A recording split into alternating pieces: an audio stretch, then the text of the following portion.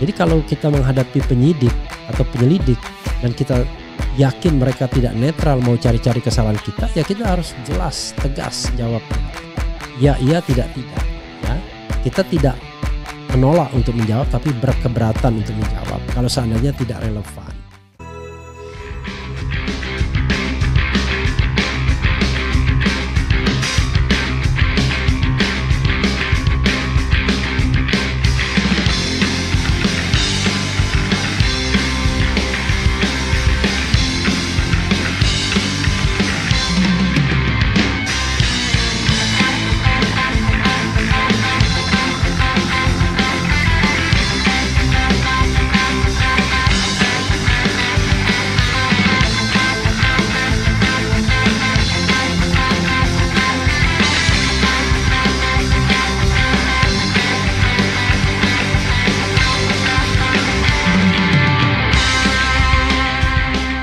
Saya akan menyampaikan satu rahasia ya dari pemeriksaan para saksi atau terklarifikasi kemarin. Jadi ada yang sudah diperiksa itu sudah beberapa orang, setidaknya 6 orang ya. Damai Hari Lubis mulai tanggal 28 April kalau tidak salah, kemudian mulai dari Rizal Fadila ya, Rizal Fadila pada tanggal, Rizal juga tidak ya. Jadi mulai dari Kurnia, kemudian Damai Hari Lubis ya, kemudian juga dari TPUA ya, 3 orang dari TPUA, kemudian ditambah Dr. Tiva, dan kemudian ditambah Roy Suryo. Kemudian Rizal Fadila juga. Kurnia juga sekali lagi dimintai klarifikasi. Selain itu Rustam Effendi juga. Nah, sobat era sekalian ya, ada hal yang menarik sesungguhnya. Kenapa? Gini, ini pembelajaran bagi kita ya, kalau dipanggil polisi, mau dimintain apapun, diperiksa sebagai saksi atau tersangka dan lain sebagainya. Dalam sebuah proses pemeriksaan yang kita anggap tidak fair, yaitu mencari-cari kesalahan orang dan kemudian berusaha mencari siapa yang bakal ditarget sebagai tersangka, maka pengalaman Roy Suryo dan Dr. Tiva ini menarik untuk diberikan kepada kawan-kawan semua. Jadi saudara sekalian, pada waktu pertama ya diperiksa itu Damai Hari Lubis, Rustam Effendi itu sampai malam hari, pukul 10, di atas pukul 10. Kurnia Triroyani juga hampir pukul 10 dan dia kemudian sakit ya. Ada masalah gangguan kesehatan sehingga dia minta off. Damai Hari Lubis yang saya tidak tahu ya berapa lama. Rizal Fadila juga lama, bahkan sampai jam 11:30 diklarifikasi. Selain Rizal Fadila, Kurnia Triroyani juga lama juga. Padahal dia untuk pemeriksaan yang kedua. Begitu tiba Roy Suryo dan kemudian Dr. Tiva, ini cepat pemeriksaan mereka. Karena ada dugaan, dalam tanda kutip dugaannya ya, yang disampaikan oleh Khozinuddin. Ini lawyernya tim anti kriminalisasi aktivis dan akademisi ini. Dia mengatakan bahwa kelihatannya memang penyelidik mau, dalam tanda kutip ya, bahasanya lupa saya, pokoknya mau menyiksa lah, menjatuhkan mental mereka-mereka yang diperiksa, yang barangkali quote unquote, I don't know exactly, dianggap musuh, dianggap lawan Jokowi. Jadi yang dicari itu sepertinya bukan lagi bagaimana melakukan klarifikasi, tetapi bagaimana dalam tanda kutip menyiksa mereka di tahap awal, yaitu dengan pemeriksaan yang lama sekali. Nah ini yang diduga oleh Khazainuddin. Benar atau tidak ya kita tidak tahu. Tapi yang jelas sebagaimana dikatakan oleh lawyer ya pemeriksaannya tetap manusiawi. Diberikan izin untuk sholat ya, kemudian juga makan dan lain sebagainya. Saya pernah diperiksa sebagai saksi di KPK, lumayan tuh. Selain diberikan waktu sholat juga dikasih makan. Saya ingat makanannya masakan Padang. Tapi kan ini soal level kepercayaan juga bro. Beberapa aktivis mungkin resisten kalau dia dikasih makan dia pada lembaga yang dianggapnya tidak netral. Jadi mereka menghadapi laporan polisi itu seperti menghadapi musuh. Undangan klarifikasi itu. Dan anehnya Polda Metro memang belum menentukan siapa yang kemudian terlapor. Ada inisial disebutkan RS, RS, T, ES, dan K tetapi tidak pernah dipastikan ya RS, RS itu ya. Siapa yang sebenarnya yang akan dibidik untuk dijadikan tersangka kalau seandainya memang ini keinginan dari presiden atau mantan presiden Jokowi. Jadi ketika diperiksa sebenarnya undangannya itu sudah jelas ya.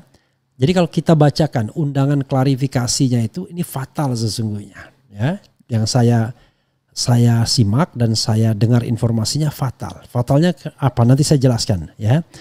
Ini Polri Daerah Metropolitan Jakarta Raya, Polda Metro Jaya ya. Direktorat Reserse Kriminal Umum ya, Krimum ya. Kemudian Jakarta titik-titik Mei 2025 kepada yang terhormat Saudari Dr. Tifauzia Tiasuma MSc di Jakarta.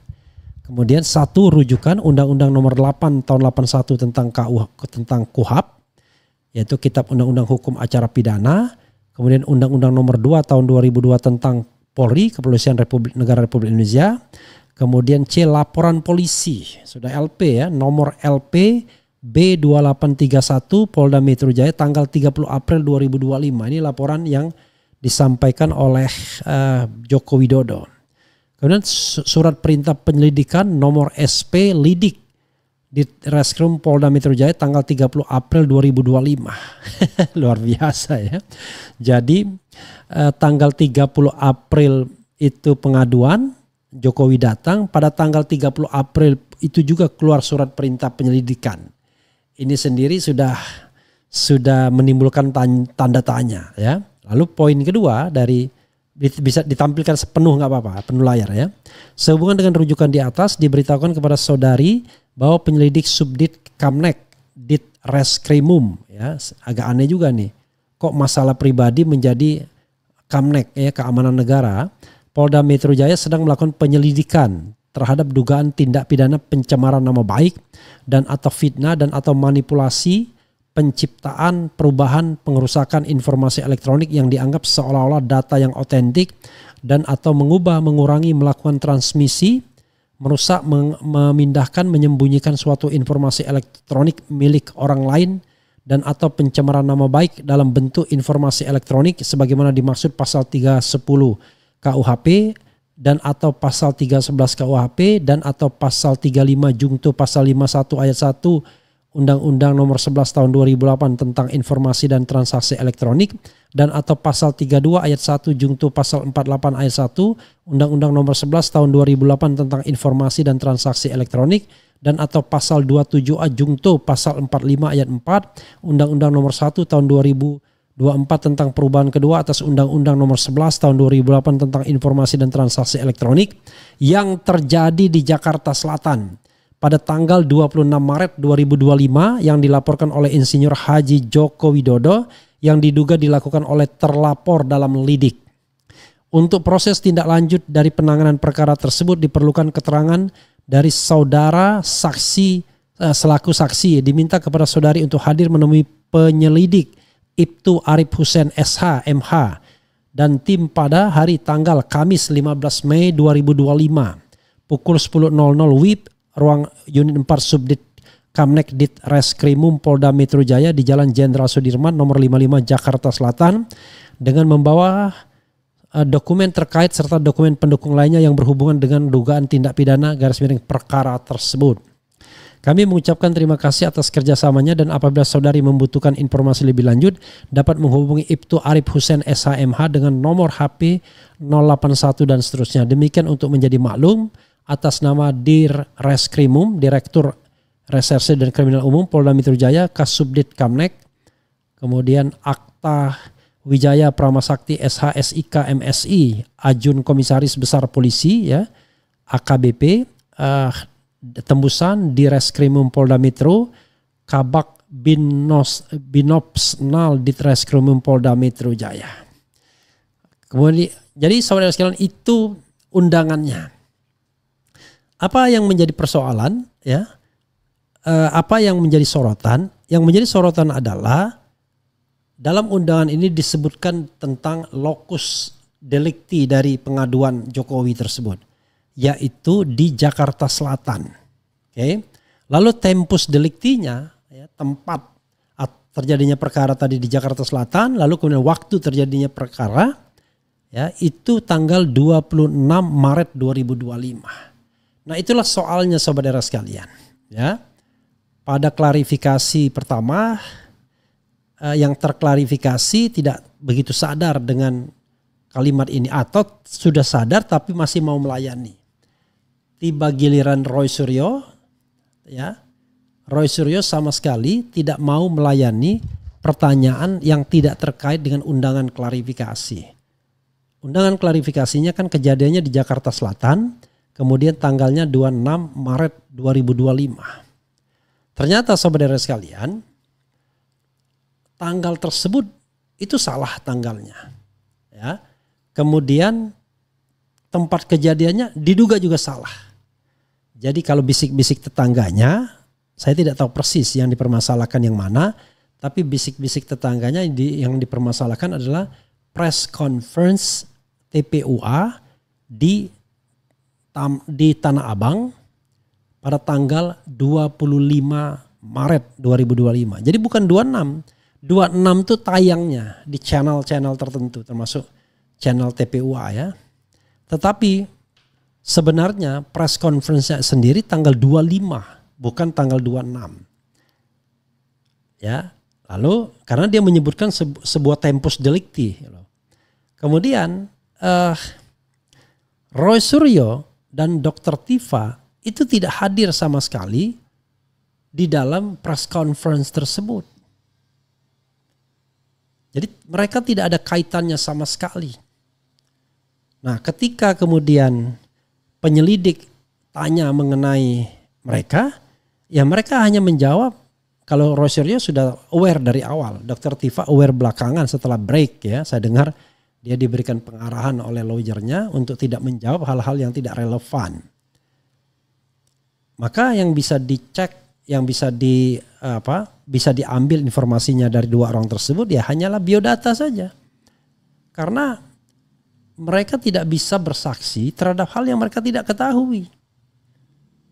Ya, mereka tidak bisa bersaksi terhadap hal yang tidak mereka ketahui. Itu persoalannya. Itu. Dan sebenarnya saudara sekalian, ini agak aneh. Undangan klarifikasi dan dicari pasal atau informasi yang bakal memberatkan mereka, kan aneh jadinya. Kan polisi kan belum menentukan siapa yang akan jadi terlapor atau calon tersangkanya. Karena itu mereka belanja masalah. Nah lucu kan sebenarnya. Orang-orang yang disebut itu diundang untuk menelanjangi dirinya sendiri. Nah untungnya Roy Suryo paham soal ini.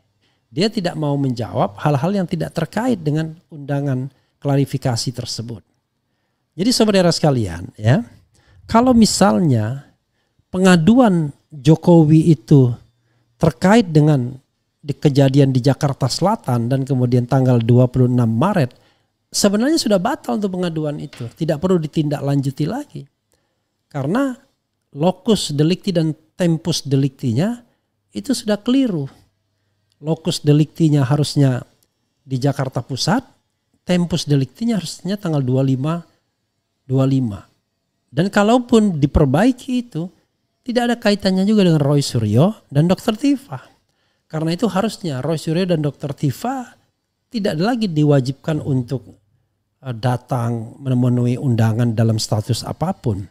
Kalau seandainya ini diperlakukan sebagai delik aduan ansih. Tapi kalau diperlakukan sebagai delik umum, dicari-cari masalahnya, wah kacau namanya.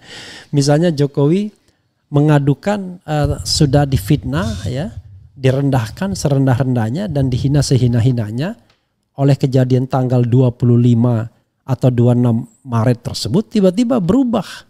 Pokoknya dicari apapun, yang penting bisa mendapatkan konfirmasi bahwa ada a single statement yang solid bahwa baik Dr. Tifa maupun Roy Suryo mengatakan ijazah Jokowi palsu. Padahal perkataan palsu itu kan dalam konteks, bukan hanya dalam teks, ya. Seperti saya mengatakan ijazah Jokowi palsu itu tidak pernah saya mengatakan in a single statement. Tetapi selalu mengatakan ini kutipan orang lain, ini kejadian orang lain, kemudian ini ada azas praduga tak bersalah dan juga tidak berpretensi bahwa itu pasti terjadi. Nah, karena itu sobat era sekalian, seharusnya ya Roy Suryo dan Dr. Tifa sudah dibebaskan dari masalah ini karena sama sekali tidak ada kaitannya.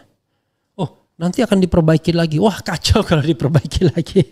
Kalau begitu namanya mengada-ngada, ya kan? Kan harusnya yang diadukan tuh yang mana? Nah, pengaduannya kan menyebut satu tempus delicti dan locus delicti. Pertanyaannya adalah apakah tempus delicti dan locus delicti itu penyelidik yang menentukan ataukah itu berdasarkan pengaduan? Kan harusnya berdasarkan pengaduan karena ini delik aduan bukan delik umum. Lagi pula karena ini delik aduan maka tidak boleh dicampur dengan delik umum. Makanya pasal 32 dan pasal 35 Undang-Undang ITE itu tidak relevan.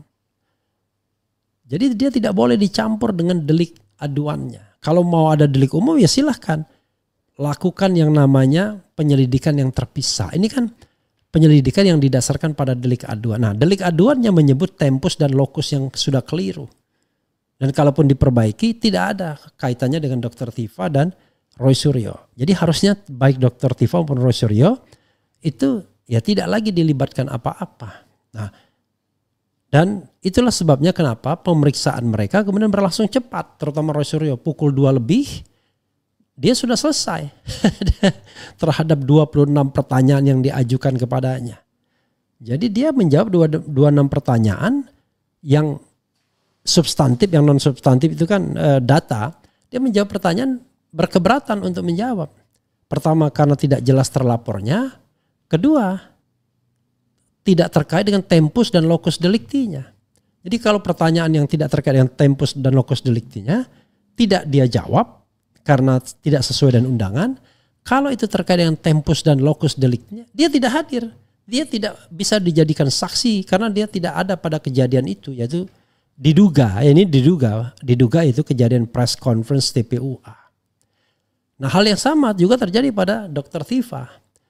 Karena belum berpengalaman diperiksa oleh petugas, Dr. Tifa awalnya melayani apapun yang ditanyakan. Tetapi setelah break, setelah diberikan penjelasan oleh lawyernya dan saya ikut nguping, akhirnya ya sama. Kalau Roy Suryo jam 2 lebih selesai, Dr. Tifa maghrib selesai. Tapi jauh lebih baik dibandingkan terperiksa atau terklarifikasi sebelumnya, yaitu Kurnia Tri Royani, kemudian Rizal Fadila, Damai Hari Lubi saya tidak tahu, dan Rustam Effendi. Jadi begitu sobat era sekalian ya. Jadi kalau kita menghadapi penyidik atau penyelidik dan kita yakin mereka tidak netral mau cari-cari kesalahan kita, ya kita harus jelas, tegas jawabnya. Ya, iya, tidak, ya. Kita tidak menolak untuk menjawab tapi berkeberatan untuk menjawab kalau seandainya tidak relevan.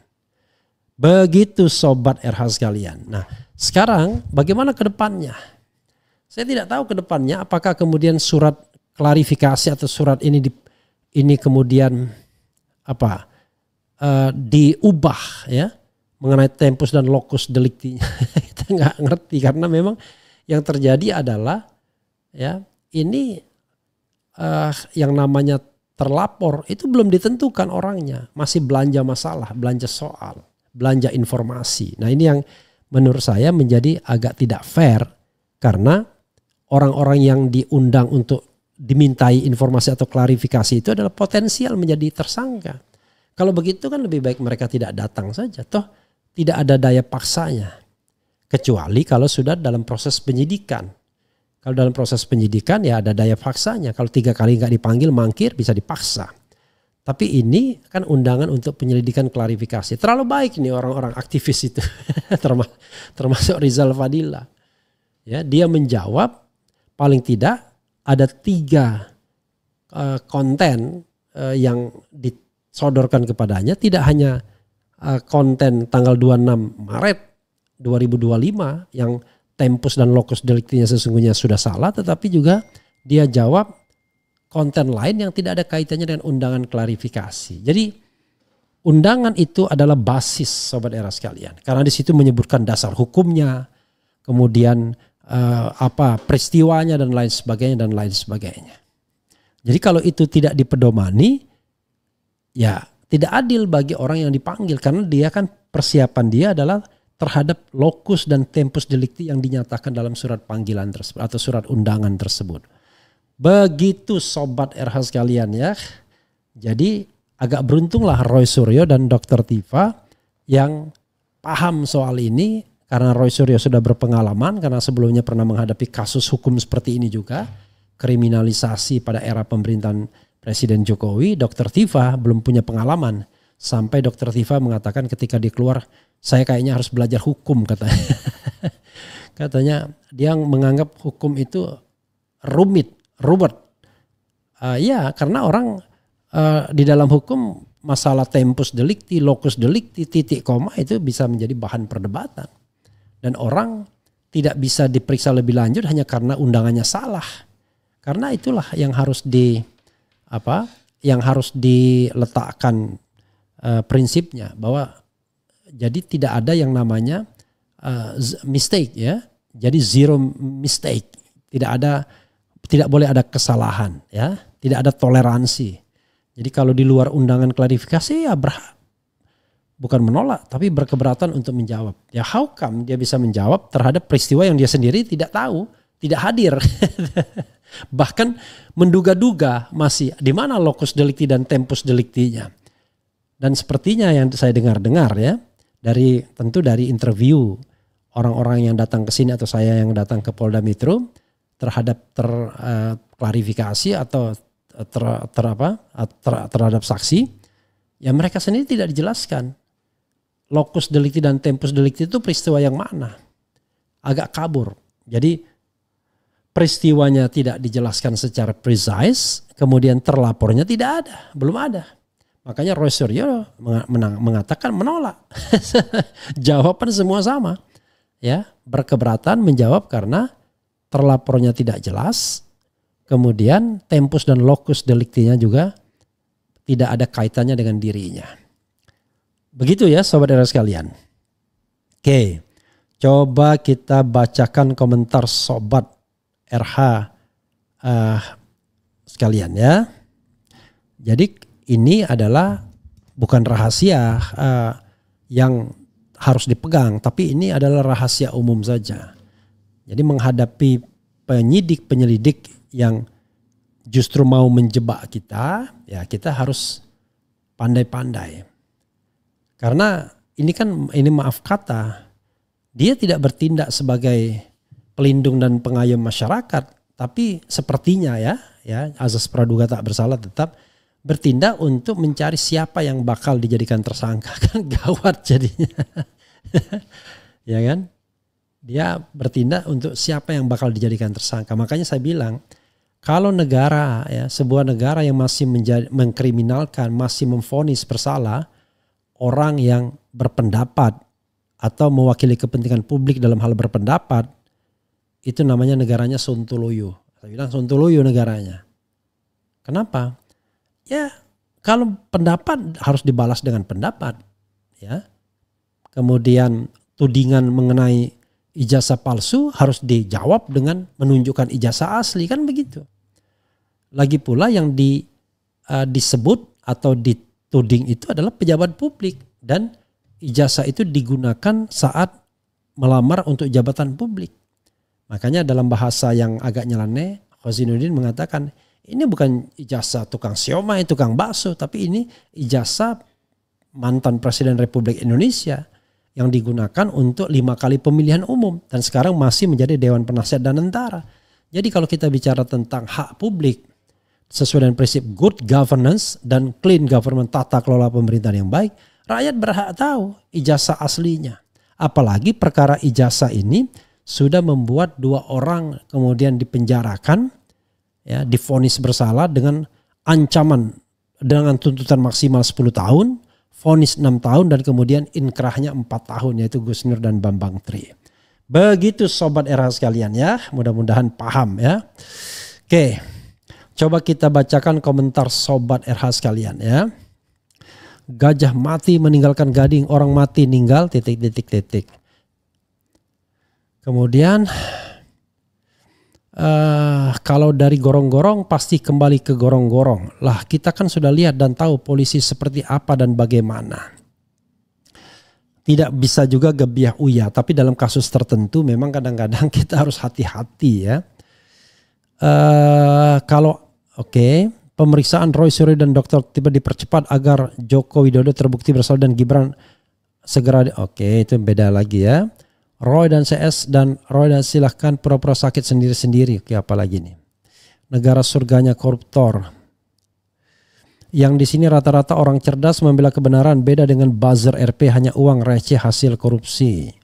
Pemeriksaan Roy Antifa cepat. Pemeriksaan Roy dan Tifa cepat karena akan dijadikan tersangka, keterangan nggak terlalu penting. Kalau itu jadinya ya negara kita memang negara sontoloyo namanya. Pokoknya bagaimana orang itu ditahan, ditangkap dan lain sebagainya. Ditangkap, ditahan ya kan.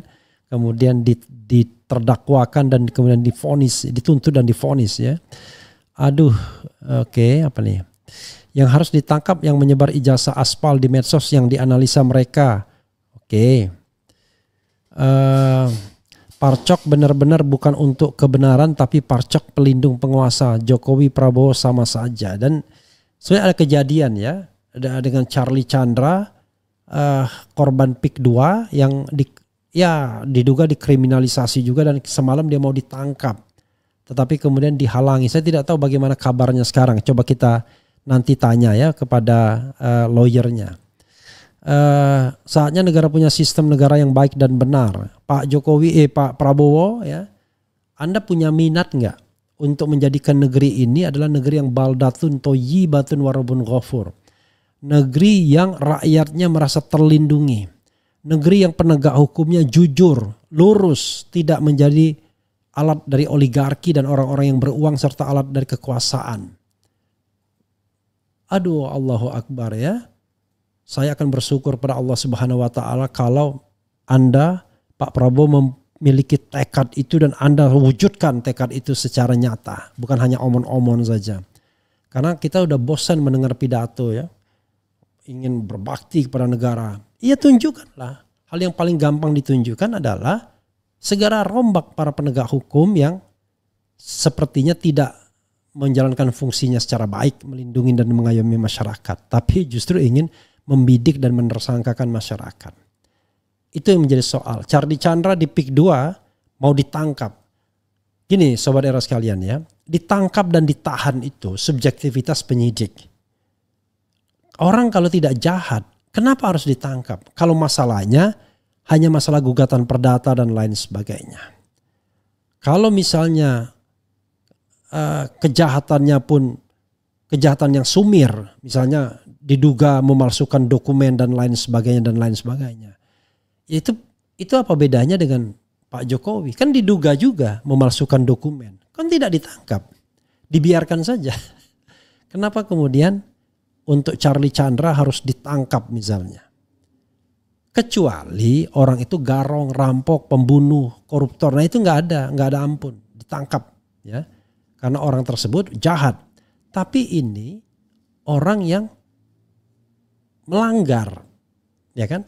Jadi kalau dalam hukum pidana itu ada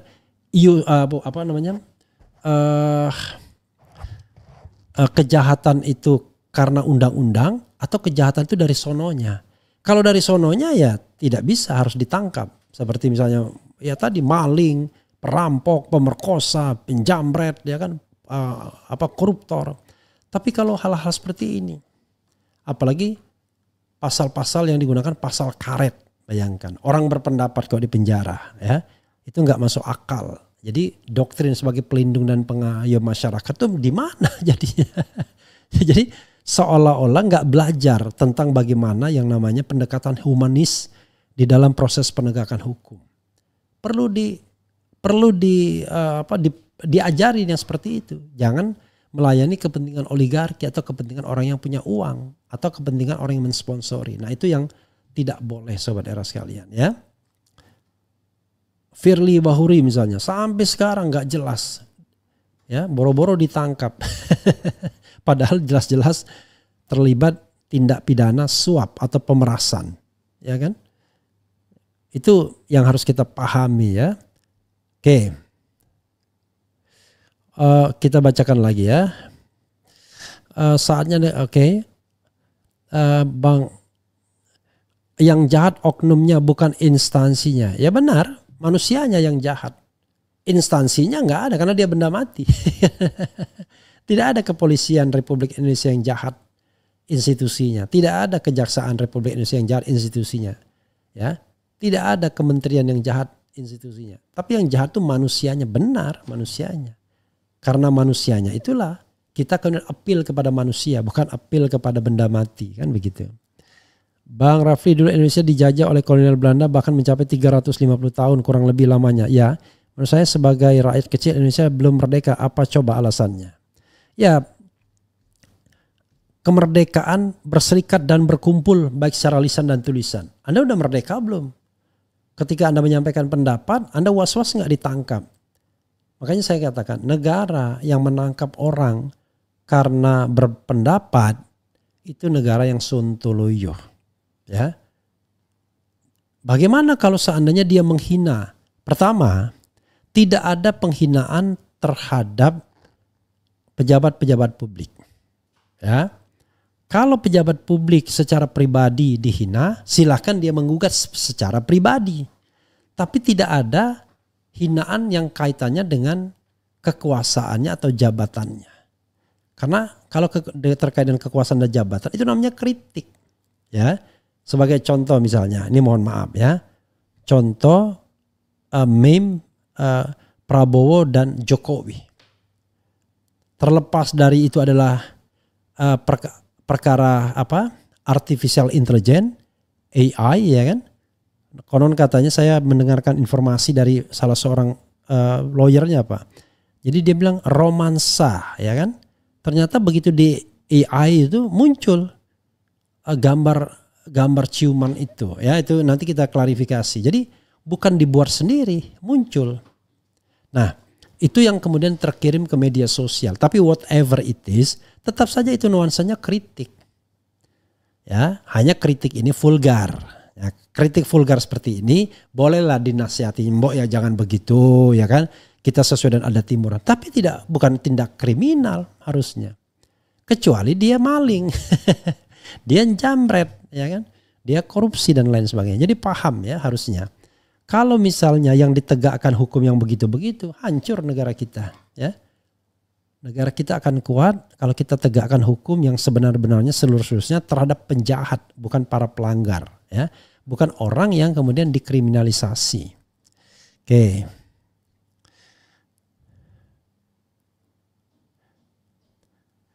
Bang RH di UGM itu IPK 2 bisa susun skripsi kah? Saya tidak mau menjawab ya. Karena kalau dia IPK-nya kurang dari 2, itu 2 semester misalnya itu sudah DO dia ya. Kalau tidak salah minimal IP-nya 2 apa ya kalau nggak salah ya. Berarti kan 2 itu C semua, nggak ada D-nya. Oke. Oke, itu saja ya.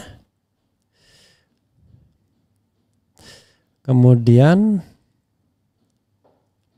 bagaimana ijazah fotokopi diklaim sebagai ijazah asli? Oh enggak ya. Jadi gini, yang perlu kita pahami adalah konon katanya ijazah yang aslinya dalam tanda kutip aslinya itu di Bareskrim. Sementara di Polda Metro Jaya itu fotokopinya. Tapi baik asli dalam tanda kutip maupun fotokopi, kita nggak pernah melihatnya, itu masalahnya. Yang kita lihat itu hanyalah yang diupload oleh Dian Sandi Utama, kader PSI, oleh Sigit Sunarta, Dekan Fakultas Kehutanan, dan dalam big screen ketika adanya reuni angkatan di Fakultas Kehutanan. Itu saja. Yang lainnya kagak ada. Nah inilah yang kemudian menjadi tantangan transparansi publik. Berani nggak misalnya Presiden Jokowi press conference menunjukkan nih ijazah asli saya, silakan Anda verifikasi. Kan nggak pernah terjadi. Yang ada adalah teka-teki. Sepertinya berlindung di balik Bareskrim Mabes Polri. Bahkan pengadilan gugatan perbuatan melawan hukum saja tidak berani dihadapi. Di mediasi diminta menunjukkan ijazah aslinya, nggak mau. Padahal dibilang kalau perintah pengadilan mau. Nah sekarang kita lihat nanti. Mudah-mudahan pengadilan tidak mengatakan kasus ini di NO. Jadi diperintahkan, hadirkan ijazah aslinya. Bukankah yang yang menggugat harus membuktikan? Oh iya, penggugat membuktikan. Caranya adalah dengan menghadirkan ahli misalnya. Tetapi tetap saja kan hakim harus tanya, ini Anda ini yang Anda teliti ini ijazah asli atau bukan? Bagaimana kita tahu asli atau tidak kalau seandainya sang empunya ijazah tidak mau menunjukkan ijazahnya? Kan gitu logikanya. Let's say misalnya ternyata yang ditunjukkan Dian Sandi Utama itu salah, bukan yang itu. Maka Dian Sandi bisa kena. Tapi bukan itu masalahnya. Oh berarti yang benar ada yang baru misalnya. Nah yang baru itulah kemudian diuji forensik. Panggil ahli-ahli seperti Rismond, Roy Suryo dan lain sebagainya. Serta ahli-ahli lain yang independen. Jadi baik penggugat maupun tergugat silahkan ajukan ahli. Sidang bila perlu terbuka, transparan. Kan begitu, bukan bila perlu, harus terbuka. Jadi itu ya yang ingin saya sampaikan dan mudah-mudahan ini bermanfaat. Sekali lagi, kita tidak tahu, feeling saya ya akan dibuat panggilan baru terhadap mereka-mereka. Tapi ingat ya, kalau kita bicara proses perdata harusnya di hold dulu perbuatan pencemaran nama baiknya. Harus diselesaikan perdatanya, kemudian barulah diselesaikan delik umumnya atau pidana umumnya yaitu pemalsuan dokumen. Barulah kemudian setelah itu selesai semua bisa dipastikan ijazahnya palsu atau tidak. Kalau mau dilanjutkan dengan delik pencemaran nama baik silahkan. Tapi jangan mencari-cari delik, mencari-cari cara untuk menersangkakan orang-orang yang sesungguhnya memainkan peran publiknya untuk menjaga kewarasan dan prinsip tata kelola pemerintahan yang baik.